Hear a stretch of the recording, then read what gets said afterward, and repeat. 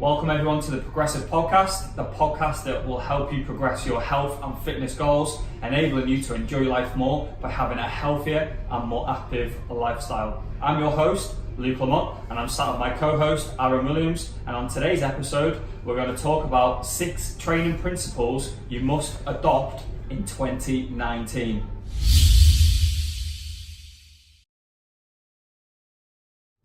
So Aaron, I think we can skip the catch up because we've already caught up pre. I'm sure people are bored of us by now. So what we're going to do is we're going to go straight into our principles. Now, we've got 6 principles. There's 6 that we both agree on. There's a couple that we've got in different orders. However, number 1 is know your outcome goal. That's something we both agree on. Aaron, do you want to expand on what we mean by know your outcome goal? So knowing your outcome goal in terms of what I believe it is knowing what you want to achieve at the end of your goal. So whether it be a weight loss goal, so at the end of your goal you want to achieve this amount of weight loss, or whether it's a performance goal where you want to, let's say, run 400 meters in a certain time by the end of your, 8, 9, 10 weeks, whatever time you're training for. So knowing your goal is going to massively dictate how you train. What we want to do is we want to make sure that we're training for our goal and not for something else. For example, let's take a weight loss person.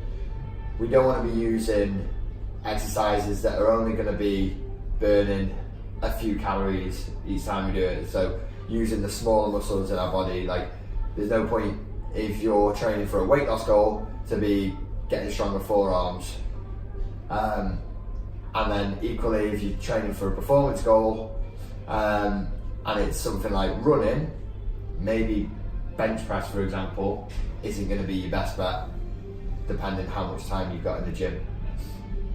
Okay, cool. So know your outcome goal for me, guys, means that a lot of people, when it comes to revamping their body composition, so body composition, changing the way you look, a lot of people, when they want to go about doing this, they stick to the cardio machines. Now, that's well and good for burning calories, but when you've decreased the amount of fat that you want to decrease, you know, what you're going to have left over, you're going to have this very little frame, this very non-athletic looking frame, but we all want to look toned, we all want to feel toned, and we all want to have a little bit of muscle mass to us. So sticking to purely cardio, you're not going to get that look that you want, that feel that you want come the end of your journey, if you like. So know your outcome goal for me means that if you want to change the way you look, change the way you feel, then you need to be doing things that are going to be in line with creating that outcome. So body composition, changing the way you look. Cardio is cool, but you've got to include some weight as well, so that there's some muscle mass there, just to ensure that when you get down to that body fat level or the amount of body fat mass that you have, that you look how you want to be able to look. Right, number 2 then, so again we both agree on this one, and number 2, the second principle is effort. So Aaron, talk about what you mean by effort. For me, I think it just means turning up and be willing to put the work in. So knowing that it's not going to be easy, and that you're thinking about growth rather than thinking about staying where it's comfortable. Like Luke's just said about like going on the cardio, based on what your goal is. If you've got a goal to look better, like Luke said, going on the cardio machines just because it's comfortable isn't always going to be something that's going to get you to that goal. So it's putting in the effort in not only turning up and working hard, but pushing yourself out of your comfort zone a little bit, doing things that maybe you haven't done before in order to get results that you've wanted and maybe haven't got before as well. Personally, that's what effort means to me. Okay, cool. So for me, it's just trying. It's just getting there and, you know, not half-arsing it. It's actually putting in effort, you know, not being afraid of sweating, not being afraid of, like Aaron said, getting outside your comfort zone and actually trying hard at it. You know, anyone can turn up to the gym and anyone can go laxy-daisy on the treadmill or lift the lightest weights in the gym, or, you know, if you're comfortably lifting 20 kilo weights, why not push yourself? You know, put in the effort, try harder. So it's all about that effort, that trying hard and making sure that you're doing everything you can to succeed, if you like. Right, I think that's an easy one. Yeah. So number 3 then, this is where we do differ. So Aaron's got master the fundamentals and the compound movements. So that's, Aaron, you're number 3. So you talk to the people what you mean by master the fundamentals and compounds. So for me, mastering the fundamentals should be the first thing we do in our training. So you know your outcome goal already, you're willing to put the effort in. Now it's to master the fundamentals. So this comes back to effort as well, because it may not look as good as like what a back squat will, but we want to make sure that we're mastering that air squat first, so that bodyweight squat. If we can't bodyweight squat, then we've got no place going on to a barbell squat, and then even other exercises will suffer because of it. So we want to master things like a squat, a hip hinge, so that's like a deadlift or a variation of a deadlift. So you've got like Romanian deadlifts, good mornings, variations of just hip hinges, so it's moving from the hips, keeping your torso in line and keeping a neutral spine so it's straight back. So like I said, an air squat, so a bodyweight squat, a hip hinge, a push and a pull. So making sure that all these are not only looking good, but making sure that they feel right as well. There's nothing worse than getting onto a back squat, for example, and squatting down a quarter of the way. We want to be making sure that on our squats we're hitting a full depth. On our hip hinge, we're keeping our back straight, and the hips is going back, we're not bending from our lower back. A push, a lot of people with push-ups end up flaring their elbows out. We want to make sure that we're keeping it around a 45-degree angle. And then a pull, keeping our back straight, making sure we're squeezing shoulder blades together. For me, that is the fundamentals of what we should be doing in training. So before we jump on like heavy weights and the stuff that looks fun and the stuff that everyone else is doing in the free weight section, I feel like we should master these fundamentals, and then later on in your training you're not going to get like the niggles that a lot of people get and the injuries. Okay, cool. So guys, number 3 for me is being progressive. Not because it's the name of what we do, but because whether you're coming in with a coach or whether you're coming in on your own, whether you're coming in under the guidance of a coach or whether you've spoken to somebody, all I want you to do is come in and whatever you're doing, try and progress it each time. So if you are sticking upstairs, sorry, I'm talking about our gym now, if you are sticking to the cardio machines and you're doing 10 minutes on the cross trainer, if you're hitting a certain distance today, can you beat that distance next time round? Because that's going to improve you, that's going to progress you along, that's going to help you get a better result than what you would do if you just stayed how you were. If you've got, say, 1 mile on a cross trainer in 10 minutes, every time you come, you're not going to change. But if you got 1 mile one day, the next day you got maybe 1.2, the next day you got 1.4, you're going to improve, you're going to get better, you're going to get fitter. So you're going to progress your training. If you've not seen a coach again, you might just be sticking to the to the weight machines, like the leg press, the lat pull down, the rows, the chest press. You know, if you're lifting a certain amount of weight on that, 1 week, can you improve it the next week? Can you try and progress that? If you're going to do that, then you're going to be getting a result much more than what you would if you just stuck at the same weight.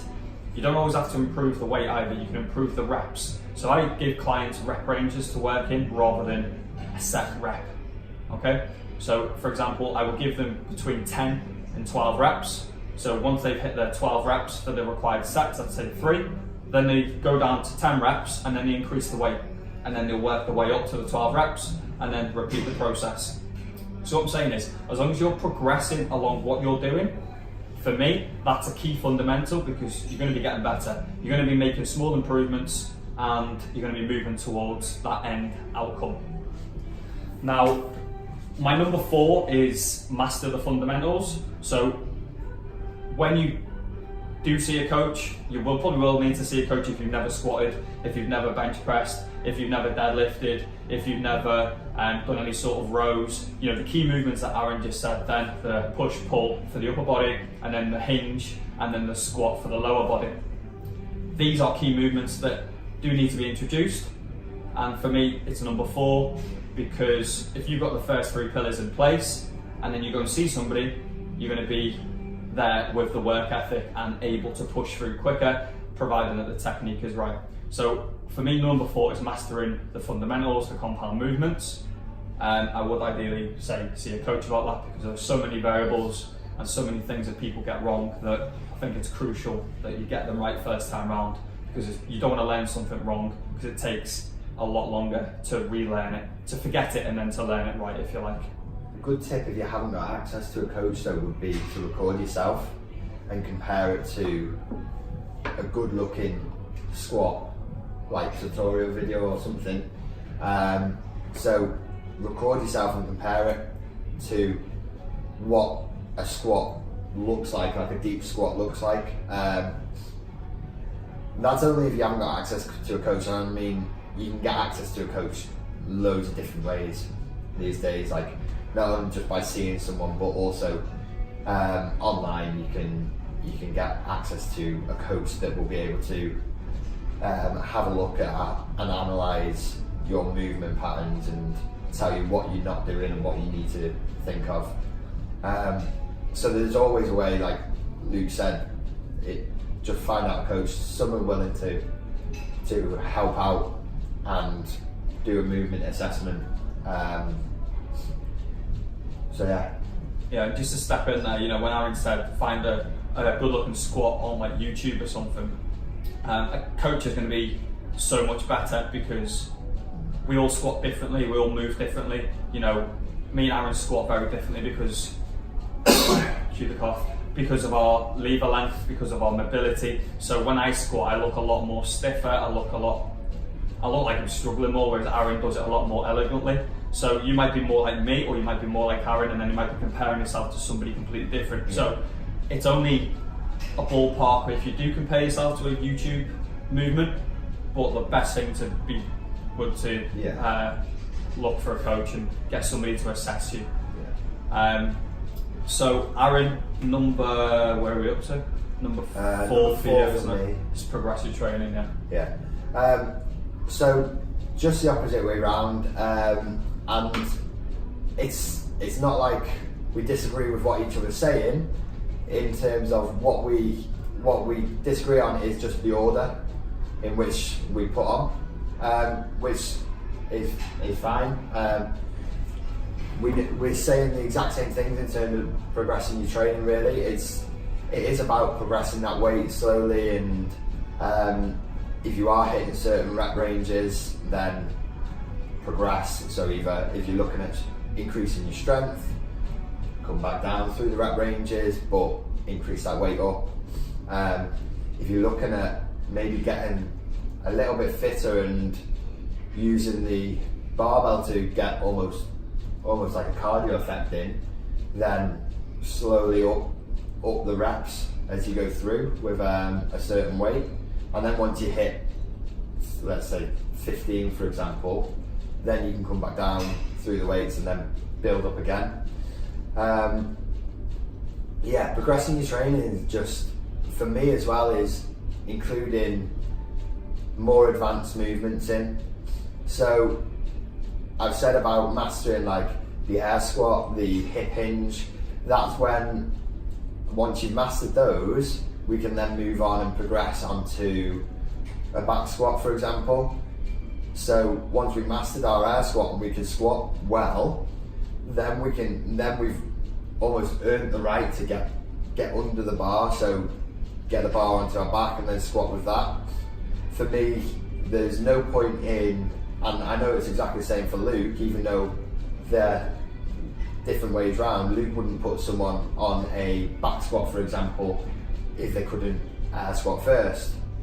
So even though they're different way round, there's also different ways of working it. Yeah. I mean, the reason why they're the different way round as well is perspective. So I was looking at it from a point of view of people out on the gym floor, people just training. not having any coach guidance, whereas Aaron was looking at it from how he would coach people. So when we discussed it previously before the podcast, we both agreed. When we looked at it from my point of view, yeah, we said we want them to progress of whatever they're doing. Yeah. But when we're looking from a coaching point of view, yeah, we're going to get them to master the fundamentals. But the thing is, if somebody's coming to us once per week, we're not going to go, right, squat today, and then that's what they're going to do between now and the next time we see us. We're going to put them on a leg press, we're going to put them on safe movements, and we want them to progress that. So it's just perspective and how we're both looking at it from different angles. We both fully agree with one another's order.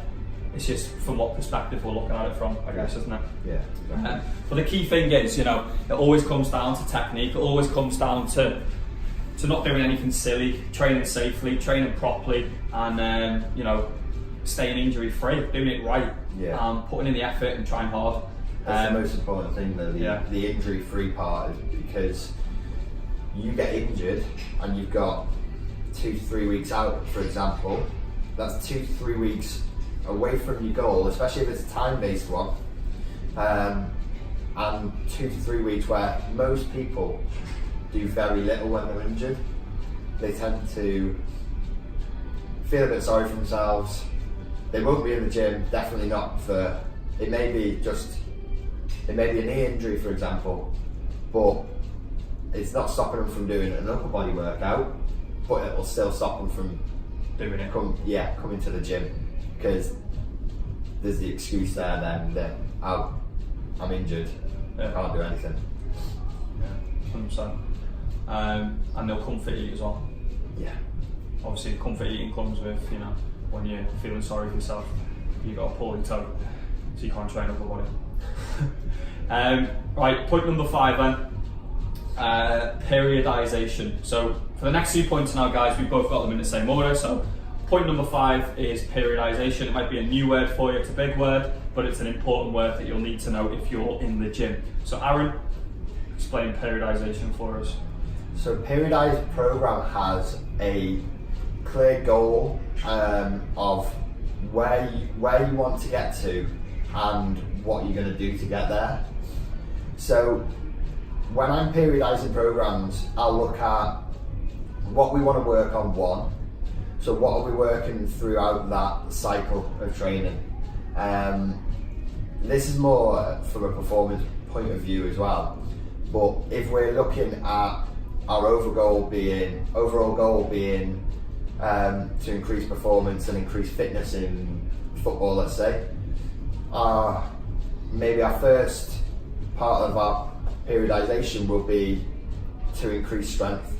So it'll be a strength part of our program. So we work in like mesocycles. So this can be like a month, like 4 weeks, and then you've got your microcycles underneath that, which are like your day-to-day sessions throughout them weeks.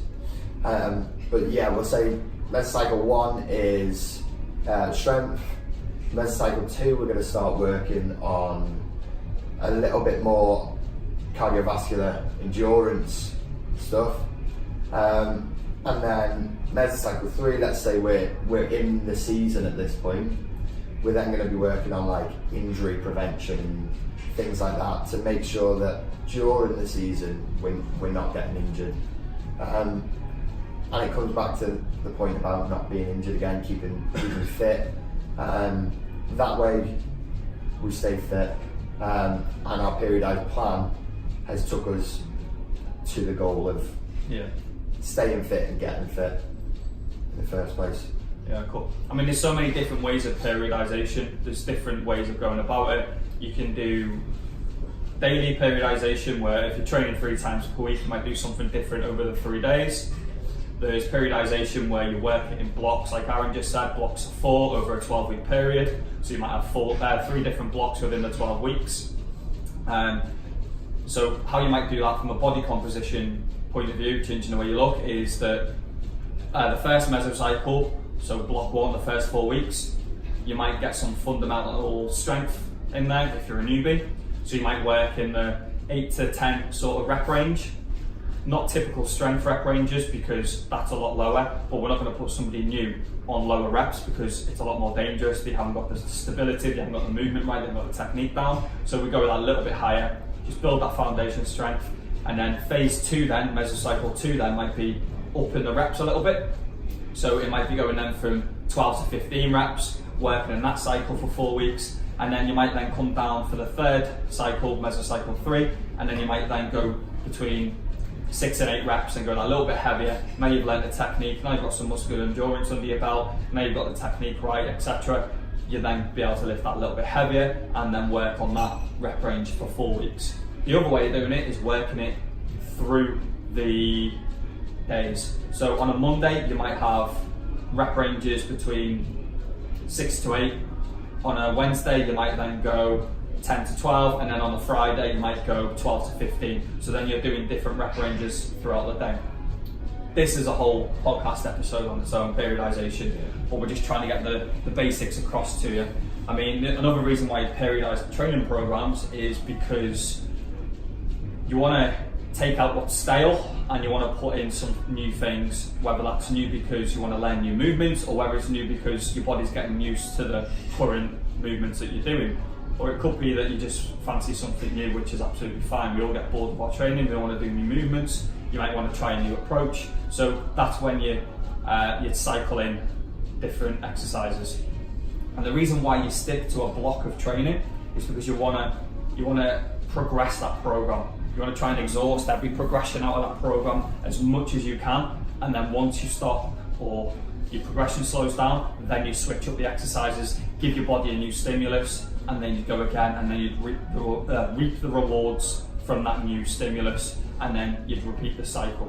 So that's pretty much periodization in a nutshell, and it's just a key way of making sure that you progress your training and reach that outcome. So yeah, periodization in a nutshell. So number 6 then is isolations and accessory exercises. Aaron, I'll let you go first with this one. So this is stuff that is used on top of our compound movements. For a weight loss goal, for example, I wouldn't put as much of I wouldn't put them as high up as what a compound movement would be, due to the fact that the isolations are normally small muscle groups that aren't going to burn the amount of calories that we would in a compound movement. But I would still use a few of them in the training. So I wouldn't just say to someone that needs to lose a little bit of weight that all we're going to do is compound movements throughout the session. There's still like little accessory work that we still need to do. I'll even use like kettlebell swings, even though it is still technically a compound movement. I'll use that as an accessory to a deadlift, for example. So you're still getting that hip hinge and you're still getting that drive from the hip, but it's not that full compound movement of the full deadlift. So accessories for me are used to help the compound movements, and then I also use them as well for like posture as well. So people that are sitting down all day, maybe rounded shoulders, will then look at maybe releasing not only the shoulders but also pulling back a little bit and using that as an accessory just to help increase our posture, and that'll help out again with our compound movements, and then also any little aches or pains that people are getting lower backs or upper back. Alright, cool. So isolations, accessories, and for myself, from a body composition point of view, they come towards the end of the session, so you'd exhaust your major muscles with big compound movements. So for example, squat, then you might move on to a leg press, and then you might move on to a leg extension. So they're the kind of 3 for the quads. The reason why you'd start with squat is it's a big heavy lift, you're going to get most bang for your buck. Leg press, it's going to recruit similar muscles to the squat, it's just in a little bit of a safer format because it's on a machine. And then once you've exhausted more on the leg press, you then move down to a leg extension, for example. So they're all working the quads. The only difference is it's the joints. So a compound movement often recruits more than one joint, whereas an accessory or an isolation exercise recruits normally one joint. So more muscles or one muscle. Isolations are more for rehab and for sculpting. So bodybuilders will use isolations a lot more than strength athletes, although strength athletes will include them. So once you've exhausted your compounds, then you'd move on to the accessories towards the end. Alternatively, you can start with isolations and accessories just to get blood into that muscle to then go and do your big compounds. Now the only thing, if you're going to do that, don't exhaust them too much, because you're then going to knack yourself with your compounds and it can become dangerous, and you won't get as much bang for your buck out of your compound as what you possibly could. So if you are, for example, going to do bench press, you might want to do a fly before, but don't go too heavy, don't go too wild. You only want to contract the muscle so that you get enough blood in there so that you're a little bit stronger in your compound. But you don't have to do that. That's just one option. That's just called pre-exhausting, and that's one variable used in bodybuilding and body composition training, as along with many others. I don't think that much needs to be said about isolations and accessories, other than don't be silly with them. Put them towards the end of your training, for most people, and you probably only need, less than a handful, a couple of exercises towards the end. Again, depends on how your program looks. We're getting towards the end of the podcast now. We're running out of time. So what we'll do is we'll skim through the 6 points for you, which number 1 is know your outcome goal. Number 2 is effort, so put the effort in. Number 3 for Aaron is master the fundamentals and the compounds. And then number 3 for Luke is progression, so progress your training. And then obviously number 4 then for Aaron is the progression. And number 4 is master the fundamentals and the compounds for Luke. And then we both agree on number 5 and number 6 is that periodization is number 5, and then number 6 is isolations and accessories. So guys, there you have it. So there's your 6 training principles that you must adopt in 2019. If you're unsure, reach out, give us a message. If you're in our gym, come and catch us. We're more than happy to have a further discussion, help you out with some things. And until next time, guys, that'll be all. And remember, make being progressive a habit.